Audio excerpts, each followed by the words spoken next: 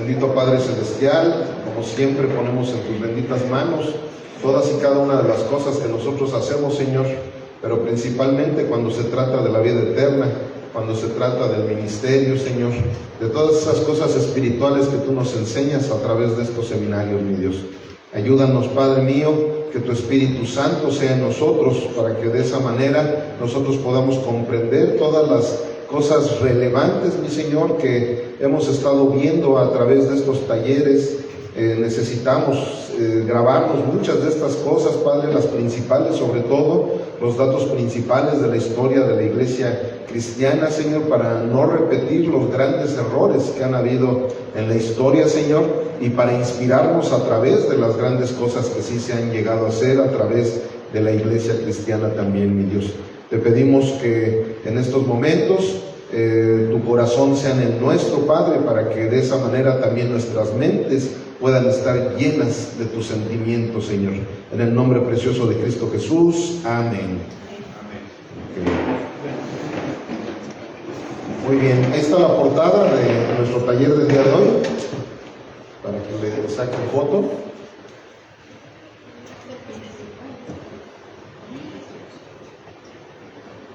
Ya estamos en el capítulo número 8 y vamos a ver el gran cisma del cristianismo entre el oriente y el occidente. Seguimos en la etapa de la historia de la iglesia medieval.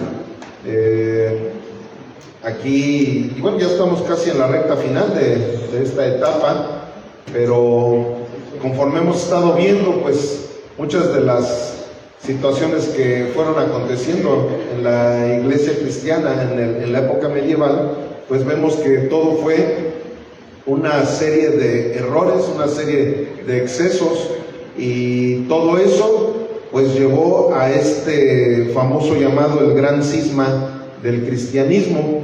A lo mejor algunos de ustedes ya saben de qué se trata, pero los que no se van a sorprender de lo que hoy sucedió. Cisma es rompimiento, es así como algo que se destruye. Eso es la palabra cisma. Y ahorita vamos a ver por qué se le denominó de esta manera. Vamos a ver. El 16 de julio de 1504, los delegados del Papa León IX entraron en la Catedral de Santa Sofía. Sí, 1054. ¿Sí dice así? No, 1054. Yo dije 1504. Ah, perdón. Repito, el 16 de julio de 1054, los delegados del Papa León IX entraron a la Catedral de Santa Sofía y dejaron sobre el altar un documento en el que se burlaba de los ritos ortodoxos y excomulgaba al patriarca Miguel Cerulaño. Ante semejante afrenta, el patriarca hizo un acto público el 24 de julio en el que excomulgó al Papa León IX y a todos los cristianos latinos. A esto se le llama el gran cisma entre Oriente y Occidente. O sea, en esos momentos, esa gran institución religiosa llamada Iglesia Católica, Apostólica y Romana entra en este cisma, entra en este rompimiento, y ahorita vamos a ver el porqué. Ahorita vamos a ver específicamente cuáles fueron las situaciones que acontecieron, pero ahí se ve un lado católico y el otro lado ortodoxo, que a final de cuentas los ortodoxos también siguen siendo católicos. Ellos se les denomina Iglesia Católica Ortodoxa. O sea, en vez de decir católica romana, ellos es la católica ortodoxa. Es más, también se les denomina apostólica, pero ortodoxa.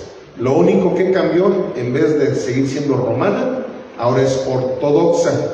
¿Y alguien sabe lo que es la palabra ortodoxo? ¿No? ¿No sabe? Ortodoxo quiere decir como recto.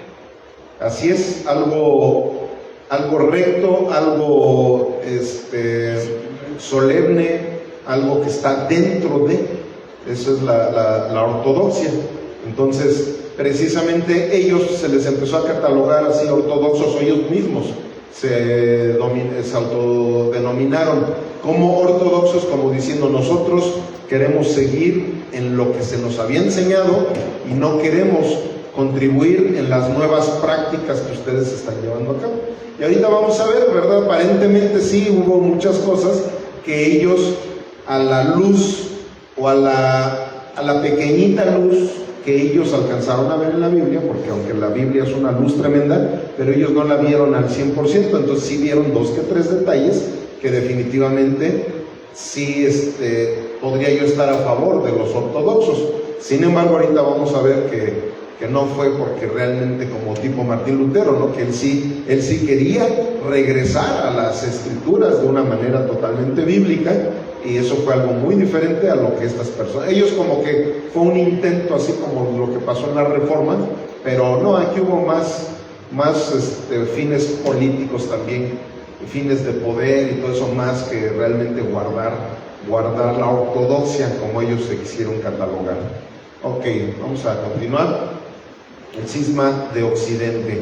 El gran cisma de 1054 marcó la división formal entre la Iglesia Católica de Occidente y la Iglesia Ortodoxa de Oriente, resultado de diferencias teológicas, políticas y culturales acumuladas a lo largo del tiempo.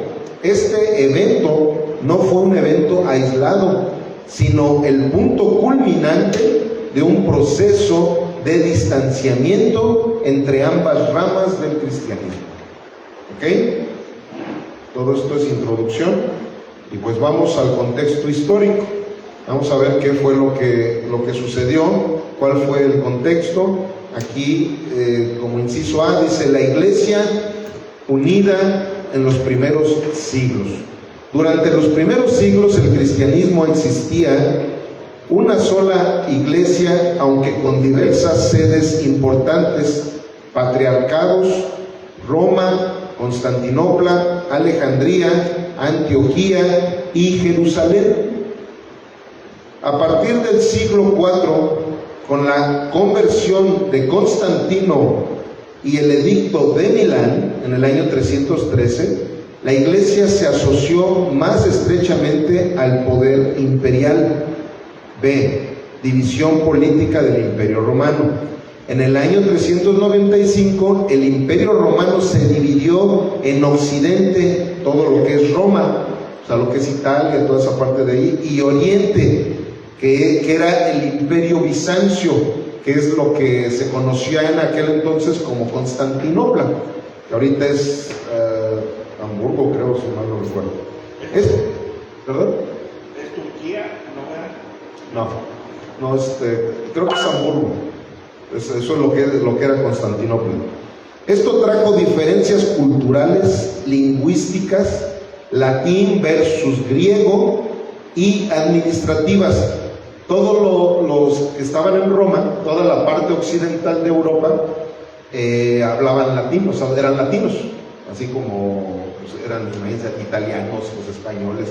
O sea, toda la parte latina es la que se quedó como la iglesia romana, la famosa iglesia romana. Por eso es que esa fue la iglesia que vino a conquistarnos aquí a América. Pero en realidad, o sea, había una división tremenda. O sea, no, muchas veces la gente piensa que los romanos como que habían quedado más, pero no, se dividieron casi a la mitad, nada más que ya después fueron más los romanos por todos nosotros, que se vienen, nos conquistan, todo eso, nos imponen, nos traen la Inquisición aquí, y ya de esa manera ahora sí había más cristianos romanos en el mundo que ortodoxos. Y bueno, la iglesia oriental utilizaba el griego, mientras que la occidental usaba el latín. Estas diferencias lingüísticas contribuyeron a malentendidos y a la falta de comunicación entre ambas partes. Entonces, esas fueron de las cosas iniciales, preambulares a que pudiera venir ese gran cisma. O sea, empezaron a tener ciertos roces, empezando por ahí, empezando por cuestiones culturales, cuestiones de los idiomas. Ahora sí que no, ya ven, como muchas veces les he dicho, si no conocemos bien el idioma de Jesucristo, por eso es que no le entendemos, y en vez de hacer lo que Él nos dice, hacemos a veces lo que dice el enemigo. Entonces así les estaba empezando a pasar a ellos, de que no se entendían, y esa situación pues venía a traerles problemas. Y aquí hubo una situación doctrinal, dice, diferencias teológicas y doctrinales. Ahí hay un símbolo que se empezó a usar en la Iglesia Católica Romana, que se le llamaba a esta doctrina el filioque. En Occidente se añadió la frase y del Hijo. El filioque, eso es lo que quiere decir, y del Hijo, al credo niceno. O sea, en el credo niceno se metió la situación de que el Espíritu Santo procedía tanto del Padre como del Hijo, que en realidad así lo dice la Biblia. La Biblia dice claramente que el Espíritu Santo procede del Padre y del Hijo. ¿Por qué? Porque la primera persona de la Trinidad es el Padre, la segunda persona es el Hijo, y luego la tercera, o sea, procede ¿de quién? Del Hijo y del Padre, viene siendo el Espíritu Santo. Pero ven por qué tonterías empezaban a pelear. De hecho, esta fue una de las máximas diferencias que empezaron a tener. Ellos decían, a ver, dice aquí, sin el consentimiento de Oriente, los orientales rechazaron esa modificación no autorizada. La autoridad papal, el obispo de Roma, el Papa, reclamaba autoridad universal sobre toda la Iglesia. Oriente reconocía solo una primacía de honor, no de jurisdicción. Pues ahorita vamos a ver esto también de los usos de imágenes y de esculturas. Pero miren, aquí los ortodoxos, los de Oriente, ellos decían, no, es que el Espíritu Santo solamente procede del Padre, no del Hijo, solamente del Padre. Entonces, ustedes están mal, ustedes están teniendo, ¿cómo puede ser posible que ahí en el credo de Nicea, el credo de Nicea, pues desde ahí es de donde vino incluso el canon de la Biblia y todo eso? Ese credo todavía tenía mucha autoridad bíblica, porque realmente todos los que pertenecían al concilio de Nicea eran verdaderos siervos de Dios. Todavía no se torcía la doctrina cristiana de la manera en que fue sucediendo posteriormente. Pero ¿qué pasa? Que aquí estos cuates, los del Oriente, pues se enojaron mucho por el hecho de que lo hayan dejado dentro del credo. O sea, como si no, nosotros no tenemos esa creencia. Nuestra creencia es que solamente el Espíritu Santo procede del Padre, pero del Hijo no. Eso empezó a traer controversias entre ellos de una manera tremenda. Y luego algo bien curioso también, ellos empezaron a decirle a los católicos romanos, ¿saben qué? Está mal eso de adorar imágenes. La Biblia dice que no debemos de adorar imágenes. Ustedes hacen esculturas y esto, lo otro, aquello. No, nosotros no queremos adorar esas esculturas. Nosotros mejor vamos a hacer cuadros con relieve, y esos sí los podemos adorar. O sea, de todas maneras era idolatría, nada más que de una manera diferente, ¿verdad? Acá en América adoptaron tanto las de los ortodoxos como las de los romanos. Aquí ya ven que hacen sus figuras de yeso, así grandotas, esculturas, todo. Y aparte también todos los católicos tienen sus cuadros, así, con algún relieve, alguna pintura, algún póster, qué sé yo, ¿verdad? Pero ahí había algo curioso. Los romanos adoraban a las esculturas y los ortodoxos a las imágenes nada más enmarcadas. Esa diferencia los empezó a llevar a tener graves problemas, graves conflictos. Fíjense, algo también bien insignificante: las prácticas litúrgicas y disciplinares. Uso del pan sin levadura en el occidente versus con levadura en el oriente. O sea, cuando hacían su Santa Cena, o como ellos le llaman la Eucaristía, Ellos decían que era incorrecto, bueno, ellos le decían a los romanos, a los occidentales, les decían, no, es que es incorrecto que sea sin levadura, tiene que ser con levadura. Y los otros decían, no, es que tiene que ser sin levadura, y así, o sea, vean ese tipo de estupideces. Pero vean algo bien curioso, diferencias en el celibato clerical, días de ayuno y forma de realizar la liturgia. Y luego el Papa no usaba barba y el patriarca sí. Es más, si se han dado cuenta, ¿no? ¿Algún día han conocido a un Papa que tenga barba? ¿Por qué? Porque es algo que se implementó como una doctrina. O sea, no tiene que tener barba. O sea, de hecho, desde los sacerdotes, o sea, un sacerdote católico jamás lo vas a ver con barba. ¿Por qué? Porque eso es parte de sus doctrinas legalistas, y los otros se fueron al otro extremo. O sea, el problema aquí no era de que los ortodoxos, ahora sí que malamente se llaman ortodoxos, porque en realidad ellos no estaban dentro de lo correcto, sino que más bien ellos hicieron su propia ortodoxia, y ellos decían, no, es que tienen que tener barba.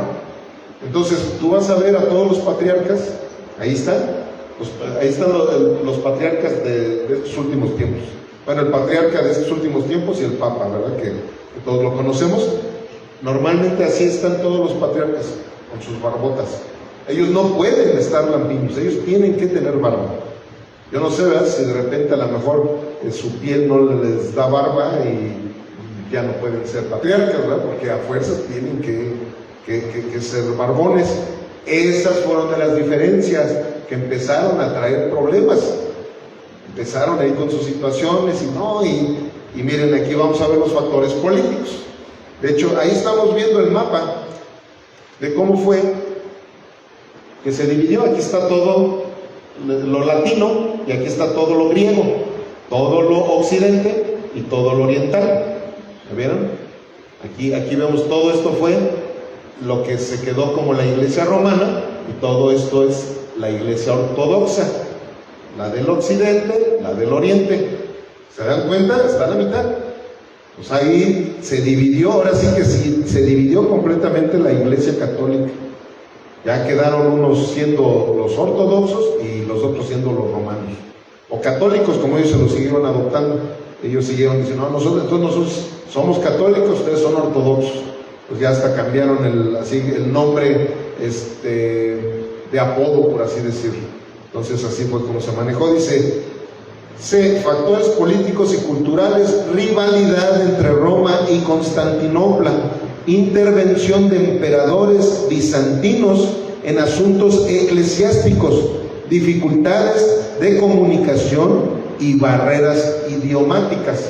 Ahí, de hecho, los patriarcas en la iglesia ortodoxa en aquel entonces eran los emperadores, eran los mismos emperadores que eran los que empezaban a quedar así como patriarcas. De hecho, desde antes que se hiciera esta división, ya se manejaban ellos como patriarcas.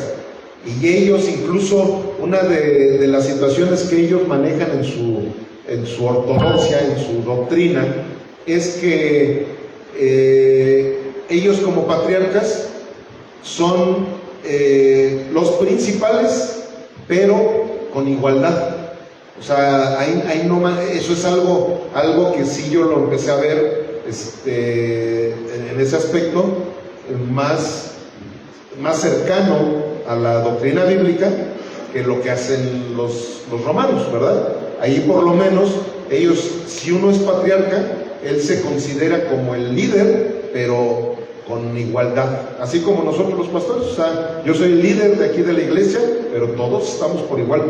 Aquí nada de que, este es mayor, como lo que he dicho, ¿no? Algunos que dicen, es que él tiene más unción, el pastor tiene más unción que los demás, ¿no? Aquí tenemos la misma unción porque es el mismo Espíritu Santo para todos nosotros. Entonces ellos, en ese aspecto, como que sí le atinaron un poquito, ¿verdad? Dijeron, no, aquí nada de que un solo papa y él es y aparte él es el soberano y él no se equivoca, no, ellos en ese aspecto sí fueron un poco más humildes. Ellos en ese aspecto dijeron, no, aquí todos los patriarcas somos del mismo nivel, y aparte no nada más uno, hay varios patriarcas. ¿Para qué? Para que cada patriarca esté liderando su zona y él tiene la misma investidura, el mismo nivel de cualquier católico ortodoxo y de cualquiera de los patriarcas también. Entonces así es como ellos se empezaban a manejar. Entonces en ese aspecto sí les doy a lo mejor una palomita a los ortodoxos, ahora sí que viendo que los católicos, la verdad ellos siempre en todos los aspectos han querido ser como los dioses, ¿verdad?, del mundo, y así lo dice precisamente sus doctrinas, ¿verdad?, que el Papa es infalible y que es el vicario de Cristo, ¿verdad? Y que, o sea, ¿qué quiere decir? El vicario de Cristo en realidad y únicamente hablando es el Espíritu Santo. Entonces el Papa quiere dar a entender que él es como Dios también, o sea, ya en vez de una Trinidad quiere que sea de la cuarta transformación, ¿no? Ok.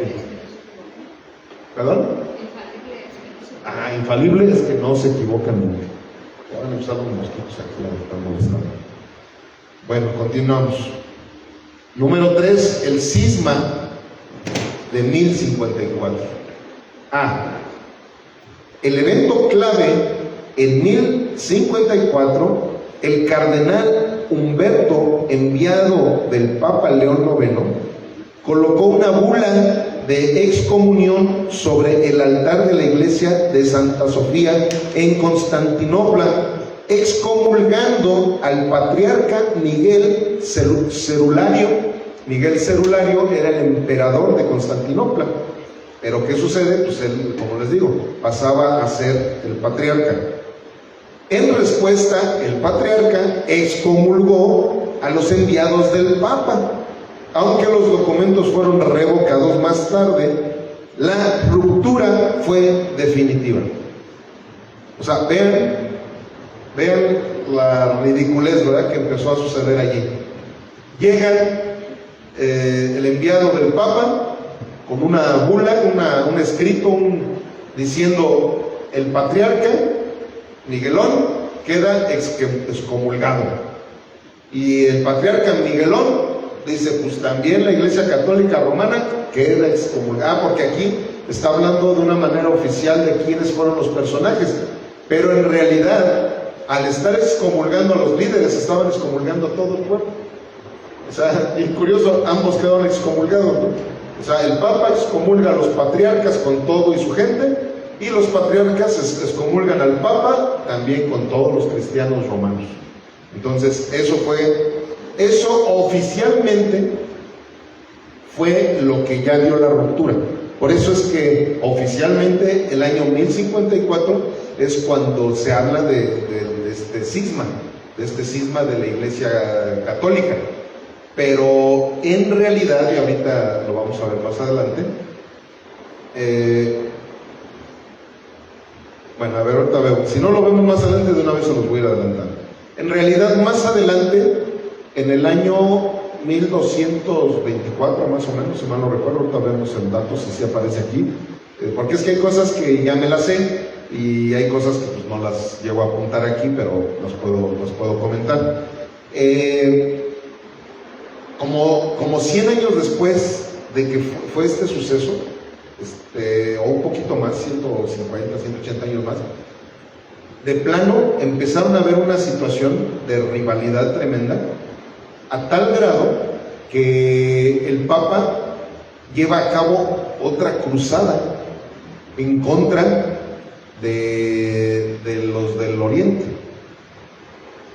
Y se arma ahí una guerra, o sea, fue ya una guerra, de tal manera que ahí es donde sí realmente ya no se pudieron ver ni en pintura.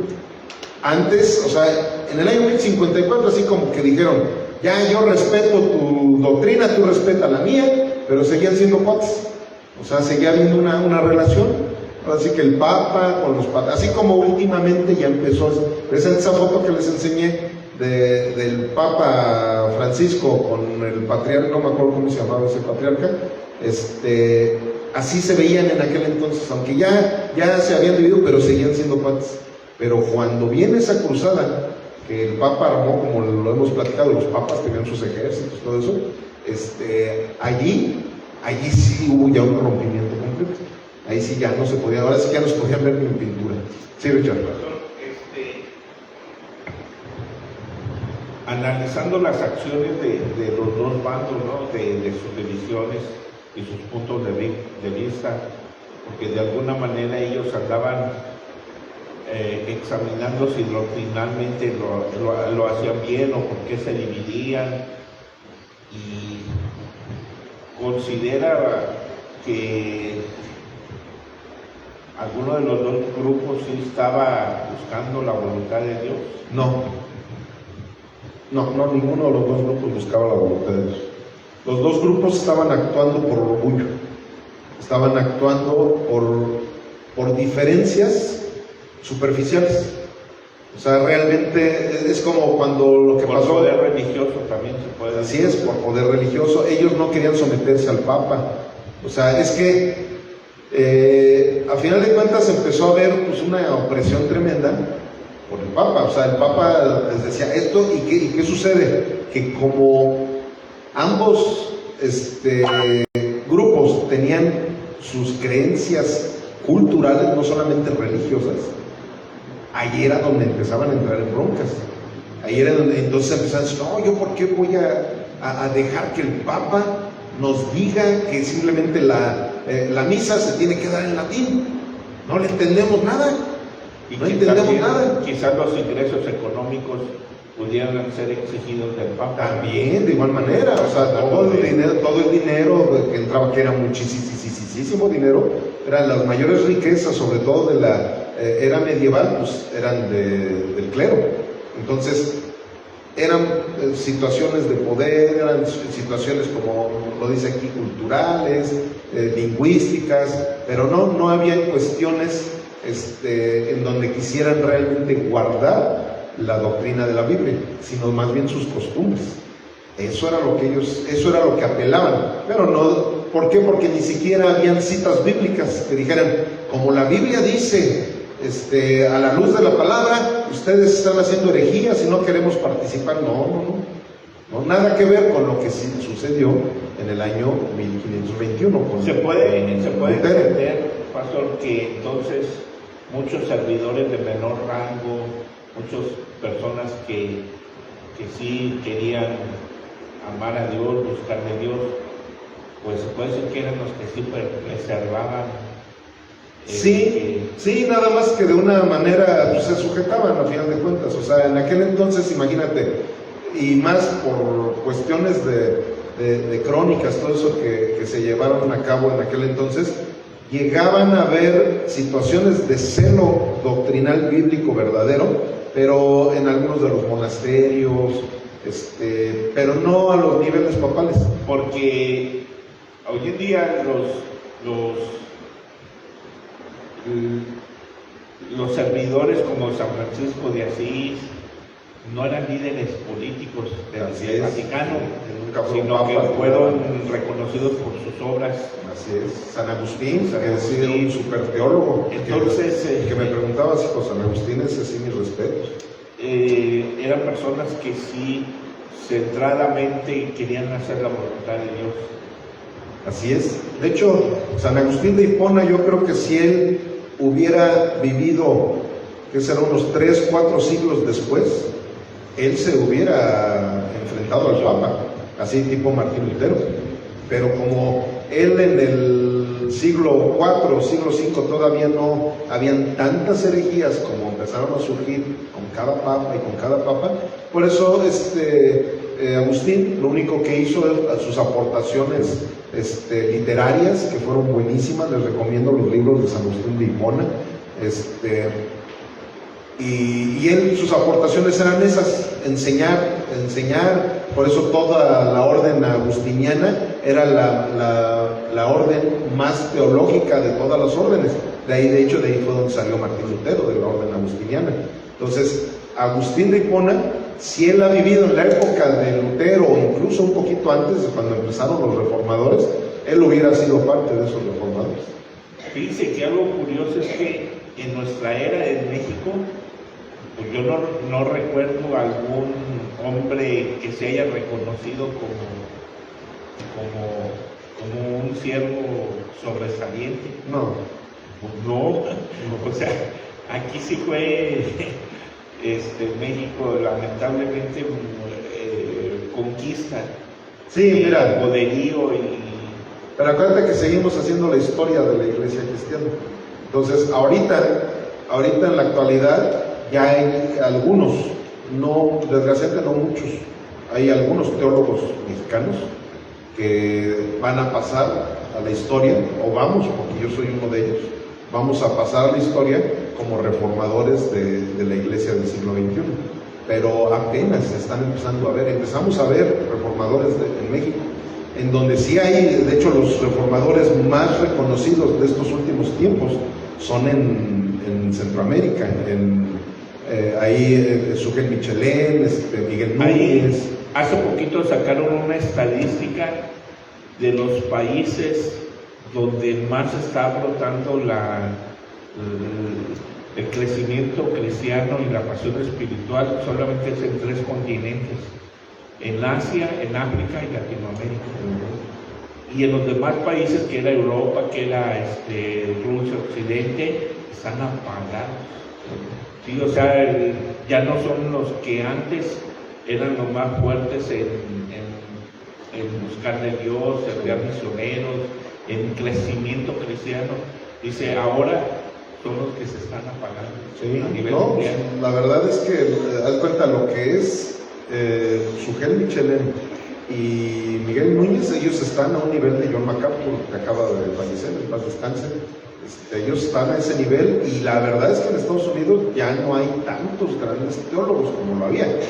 Todavía está John Piper, que es uno también de esos grandes teólogos, pero ya uno que otro ya también han fallecido la mayoría de los que estaban en Estados Unidos, y como que ahora los que están siendo más reconocidos son los latinoamericanos. Y aquí en México hay uno que se llama Luis Contreras, muy bueno. De hecho, él es del mismo ministerio de todos ellos, Gracia Soberana, creo que se llama ese ministerio. Y así, o sea, sí están empezando a surgir teólogos que estamos llevando a cabo, como te digo, se sigue la historia de la iglesia cristiana. O sea, todavía no se cierra ese libro. Ese libro sigue escribiéndose, y porque prácticamente todo esto que estamos viendo de la historia de la iglesia, acuérdense, cuando empezamos con la historia de la iglesia antigua, ¿con qué dato empezamos? ¿De dónde sacamos los primeros datos de la iglesia primitiva? ¿Nadie se acuerda? Las crónicas, ¿no? No, más antes todavía. Pues del libro de los Hechos. Ahí es donde empezamos. Este taller, este seminario, inició con el libro de los Hechos. Acuérdense que desde ahí fue donde les empecé a decir, ese libro todavía no se cierra. Ese libro, ¿cuál es la continuación? Todo lo que estamos ahorita estudiando aquí con la iglesia medieval, eso es la continuación del libro de los Hechos. Y todavía sí, como que le moviste al sonido, ¿no? No. Es que empezó a hacer como que más eco, ¿no? Más eco. Bueno, ahí va. Pero, pastor, Sí. Muchos teólogos ahorita están coincidiendo en que quizás Cristo viene pronto. Que es sorprendente los avances de la preparación del templo. Sí. Un teólogo mexicano que desgraciadamente ha tenido muchos errores, pero es un teólogo mexicano y reconocido, es Armando Alducin. Y él precisamente, que le gusta mucho todo lo de la escatología, él ha estado hablando muchos datos, que sí, la verdad, yo sí creo, en ciertos datos, algunos no, porque de repente se puso a decir el día y la fecha y todo, eso es antibíblico, pero sí, hay ciertos datos, que varios, tú le preguntas también, y lo he visto en algunas entrevistas, le preguntas a Sugel Michelén y dice, yo siento que ya está próximo. Que antes los grandes teólogos siempre desmentían a esos que ya viene el Armagedón, y que decían, no, esperen, pero ahora sí, los grandes teólogos dicen, yo creo que en cualquier momento ya el Señor regresa. No creo que dure 100 años. No, es más, de hecho, hay unas cuentas que se han llegado a hacer desde la parábola de la higuera, en donde se habla de que una generación es por 100 años, y ahí dice que en el momento en que se restituya la nación ahora sí que lo que era la nación de Israel como nación nuevamente, no va a pasar una generación para que el Señor regrese. Y cuando se restituyó la nación de Israel, en 1948. Entonces, échale 100 años, sería en el 2058. Posiblemente nosotros en 30, 40 años ya no estemos, o nuestros hijos sí, y les va a tocar el rapto, y si no están abusados, no, pero a lo mejor se van a quedar. A lo mejor nosotros también. Pero vamos a seguirle, porque si no nos vamos a ir ya por otro lado. 4. Consecuencias del cisma. División permanente del cristianismo. Se formaron dos grandes ramas: Iglesia Católica Romana, Occidente bajo el Papa, iglesias ortodoxas orientales bajo patriarcas, especialmente el de Constantinopla. Y ese es un símbolo que se usó desde aquel entonces. Ese es el símbolo precisamente del cisma de la Iglesia Católica.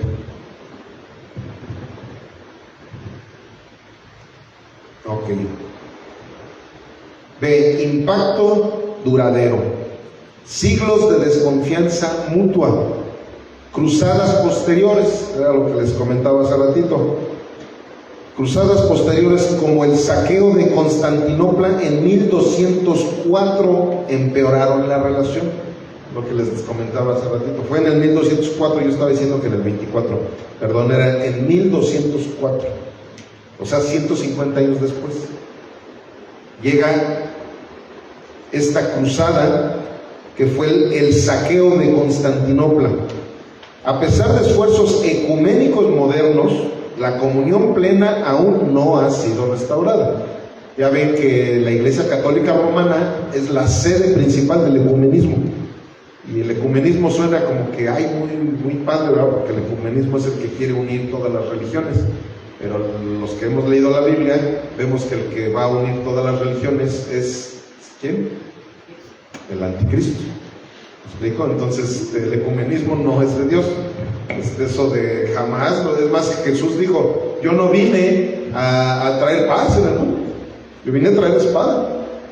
¿Por qué? Porque efectivamente, no sé ustedes, pero cuando yo me hice cristiano, mis papás ya no me querían ver ni en pintura.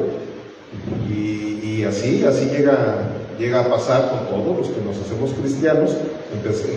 Empieza a haber situaciones, y de hecho por eso han habido muchas guerras, precisamente porque algunos proclaman el nombre de nuestro Señor Jesucristo, y proclamar el nombre de nuestro Señor Jesucristo, eso es algo que golpea el corazón de mucha gente, a la idólatra sobre todo, ¿verdad? Gente que es totalmente herética.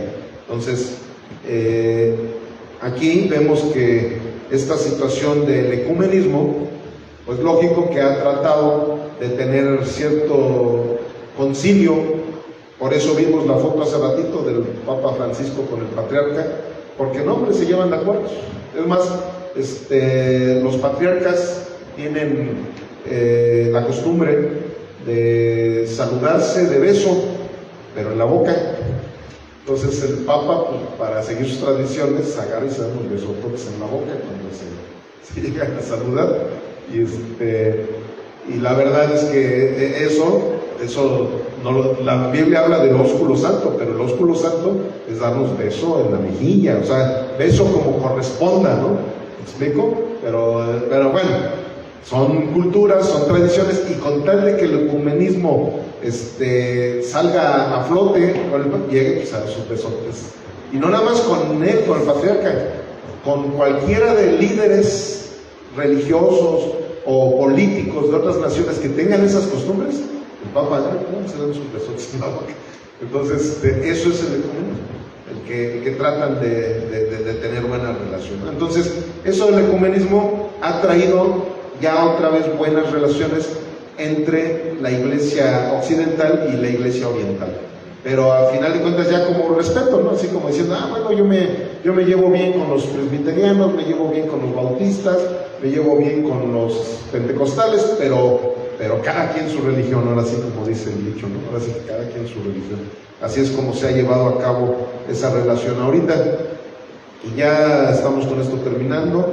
Número 5, aplicación y reflexión teológica. La unidad de la iglesia, para que todos sean uno, como tú, oh Padre, en mí y yo en ti. Juan 17:21. Jesús oró por la unidad de los creyentes. El cisma muestra lo trágico que es cuando el orgullo, las diferencias culturales y la política dividen a la iglesia. O sea, desde ahí vemos cómo pues, ninguna de las dos tenía nada que ver, ¿no? O sea, realmente, si los ortodoxos realmente hubieran reclamado una ortodoxia bíblica, bueno, ahí sí venía de parte de Dios esa división. Pero no, realmente aquí lo que ellos estaban reclamando pues era lo que ellos vivían. O sea, ya no era ni siquiera una religión, una institución política, una institución religiosa de nombre, pero en realidad pues eran los poderes los que ellos estaban buscando. ¿Y qué fue lo que se hizo? Se dividieron los poderes, no se dividió la iglesia, porque pues en realidad ahí ni siquiera estaba la iglesia. Siempre Dios ha tenido su remanente.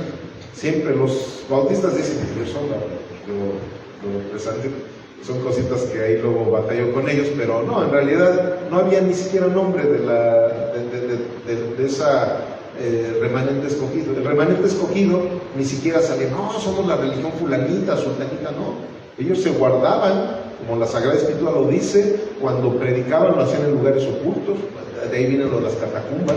Ellos se metían en catacumbas, en cuevas, y ahí era donde predicaban, para que nadie, ni los ortodoxos, ni los romanos, ni nadie escuchara que ellos estaban predicando la verdadera palabra de Dios. Yo creo, pastor, que ahí es donde se aplica que la salvación es personal. Claro, así es. Porque así es. De alguna manera, aunque la Iglesia católica y ortodoxa, los líderes principales hayan estado desviados, teniendo sus deseos muy en contra de lo que dice Dios, pero de alguna manera quienes, oyendo la palabra y el mensaje, teniendo un corazón humilde y sincero con Dios, yo pienso que son reconocidos como hijos de Dios por su fe y sus acciones. Sí, de hecho, yo te voy a decir algo. Yo sé que no muchos, porque desgraciadamente la doctrina tiene muchísimo que ver para que puedan llegar a la salvación, porque la salvación es por el oír la palabra de Dios. Pero aún así, en iglesias como la católica romana y la católica ortodoxa, ahí va a haber gente que va a ser salva. Pocos, porque por culpa de una mala doctrina van a ser pocos. Sin embargo, los va a haber. ¿Por qué? Porque para Dios no hay nada imposible. Y muchos que piensan en la iglesia evangélica que van a ser salvos, no lo van a hacer. Van a ser de aquellos de que, Señor, en tu nombre, siento yo no te conozco. ¿Digo? Entonces, claro, la salvación es personal y la salvación no viene por medio de una religión, sino por medio de Jesucristo. Entonces, a final de cuentas, aquí no es de que denominaciones y esto y lo otro, aquello, aquí es que realmente nos sujetemos a la palabra de Dios. Y sujetándonos a la palabra de Dios, ahí sí podemos tener la seguridad de nuestra salvación. Pero sí, es más, en las religiones musulmanas, en los budistas, en cualquiera de esos, va a haber personas que van a ser elegidas por Dios y van a ser salvas, pero sí necesitan exponerse por lo menos en una ocasión a la palabra de Dios. Por eso es difícil. ¿Por qué? Porque en el Islam nunca van a escuchar la Biblia, ¿me explico? Pero sí van a escuchar la Torá, que es el Antiguo Testamento, y en el Antiguo Testamento también te puedes encontrar con Jesucristo, ¿me explico? Entonces por eso hay musulmanes que también a través de la Torá podrían llegarse a encontrar con Jesucristo, y eso los va a llevar a la salvación. Ahí sí, qué peligro corren los que sí, ni la Torá, ni nada de la Biblia conocen. Ahí sí aguas, porque ahí sí va a estar bien difícil. Un testigo de Jehová, pues sí, tiene una Biblia, aunque la tienen deformada, pero si hay citas bíblicas que los pueden llevar también al verdadero arrepentimiento y la fe en Jesucristo. Los mormones también. O sea, por eso todos los que, aunque sean sectas, pero que se denominen como cristianos, tienen una buena posibilidad de llegar a ser salvos. Pero eso sí, no porque queramos sentirnos los más acá, ¿verdad? Pero la iglesia evangélica es la que más posibilidades tiene. ¿Por qué? Porque se supone, precisamente lo que el lunes les dije a los pastores, se supone que nuestra ortodoxia debe ser totalmente bíblica. ¿Me explico? Nada de que los catecismos como los católicos que tienen, ¿verdad? Nada de que, como los testigos de Jehová, que el Atalaya o la de Despertar y sus revistas con las cuales ellos llevan a cabo sus doctrinas, ¿verdad?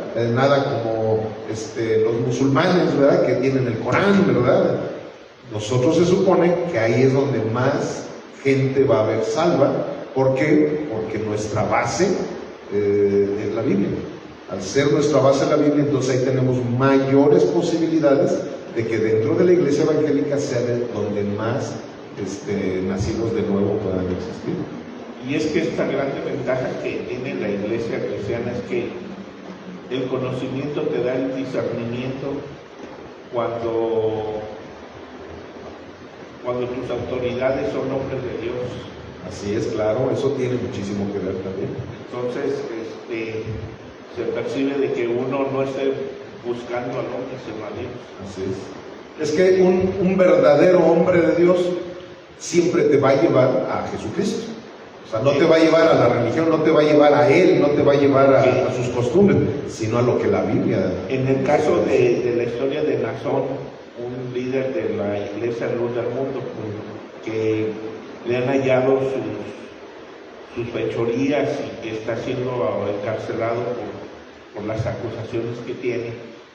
Y lo lamentable es que hay mucha gente que sigue aferrada a que hable su nombre de Dios. O sea, cuando la Biblia dice maldito el hombre que confía en el hombre para apartarse de Dios. Sí, pero eso es el problema, de que esa gente ni lee la Biblia. Entonces se rigen a la idolatría que le dan a los hombres. Un guadalupano que decía, porque es guadalupano. Sí, un guadalupano, tú ya mira, uno de los seres más queridos que yo tengo, así de plano, una vez me dijo, pues sí, ya vi que sí, la Virgen de Guadalupe ni siquiera aparece en la Biblia y que no debo de adorarla, pero a mí no me importa. A lo mejor me voy a condenar, pero yo sigo con mi Lupita. Así, me sentí bien feo, porque es uno de mis seres queridos que más quiero. Y dije, hijo, qué blasfemia tan horrible. Así de plano me dio. Y o sea, la fui acorralando hasta que con la Biblia, ¿no? A ver, lee este versículo, y a ver, lee esta cita. No, pues sí, aquí sí, definitivamente dice que me voy a ir al infierno. Así de plano, así me lo dice, pero no dejo a mi Lupita. Cuando los judíos pedían un rey y Dios les dijo al profeta, no están despreciando, están despreciando la dirección de Dios por la de un rey. Así es donde mucha gente desprecia la alianza de Dios, la alianza del Espíritu Santo, por seguir una doctrina, una costumbre. ¿Y en qué acabó el rey Saúl? ¿En qué acabó él y el pueblo? ¿No? ¿De qué manera? Y sin embargo, por eso a David se le decía que él era conforme al corazón de Dios. No que David tuviera el corazón de Dios, sino que él fue puesto como rey conforme a la decisión que Dios lo tenía. Ok, pues vamos a concluir ya con esto. Toda esta plática es parte de... Porque sí, o sea, cuando hay preguntas que no van, ahí le doy la vuelta al Richard, pero cuando sí van, lógicamente que hay que seguirlas, y sobre todo cuando hay tiempo, ¿verdad? Como cuando les digo, hay veces que no hay tiempo porque solo es mucho material el que les voy a presentar, pero ahorita sí, ahorita hubo muy buen tiempo, y aparte que todas esas preguntas van relacionadas, y eso enriquece todo el taller que estamos ahorita recibiendo, sobre todo mucha gente que nos está escuchando, simplemente todo esto que ahorita se estaba hablando, referente a la idolatría y bla, bla, bla, ¿verdad? Entonces eso es muy nutritivo que tengamos este tipo de diálogos en los talleres. Ok, B, la importancia de la sana doctrina, porque ahorita estábamos comentando precisamente. Contiendan ardientemente por la fe que ha sido una vez dada a los santos. Judas 1:3. Algunas diferencias eran legítimas, como en el filioque, que otras fueron exageradas por el poder de la tradición. Aquí, en el momento en que la Iglesia romana defiende lo que es el filioque, estuvo bien defendido. ¿Por qué? Porque, como les dije, eso fue desde el Concilio de Nicea, que eran hombres de Dios, los del Concilio de Nicea, y era una doctrina totalmente bíblica, que esa es la doctrina que nosotros tenemos. Nosotros, si nos preguntan sobre ese tema, nosotros tenemos esa misma doctrina, la filioque. ¿Qué es la filioque? El que nosotros sabemos que el Espíritu Santo procede del Padre y procede del Hijo. ¿Explico? Entonces, qué bueno, eso es algo rescatable. Pero a final de cuentas, pues qué bueno hubiera sido que así como defendieron eso, defendieran todos los escritos de la Biblia, ¿verdad? Pero no, ya más adelante les empezó a valer eso. Para ellos esas doctrinas se les convirtió en ya es una tradición de nuestra iglesia, pero al final de cuentas nosotros vamos a hacer nuestras nuevas tradiciones, que todas esas pues, siempre fueron en contra de la voluntad de Dios. C. Humildad en el liderazgo eclesial, no como teniendo señorío sobre los que están a vuestro cuidado, sino siendo ejemplos de la grey. Primera de Pedro 5:3.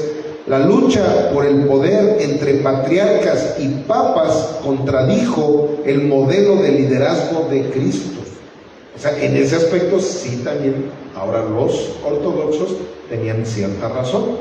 ¿Verdad? Decir, no, pues ¿cómo que el Papa y él es el vicario de Cristo? No, nosotros mejor somos patriarcas, somos líderes y todos estamos a la par.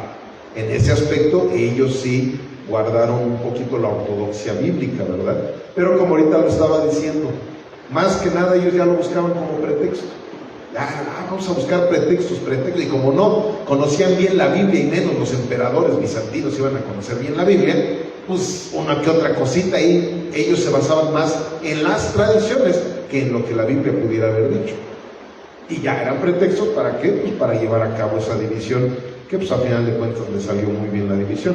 Conclusión, 6, conclusión. El gran cisma de 1054 fue un punto de inflexión en la historia del cristianismo.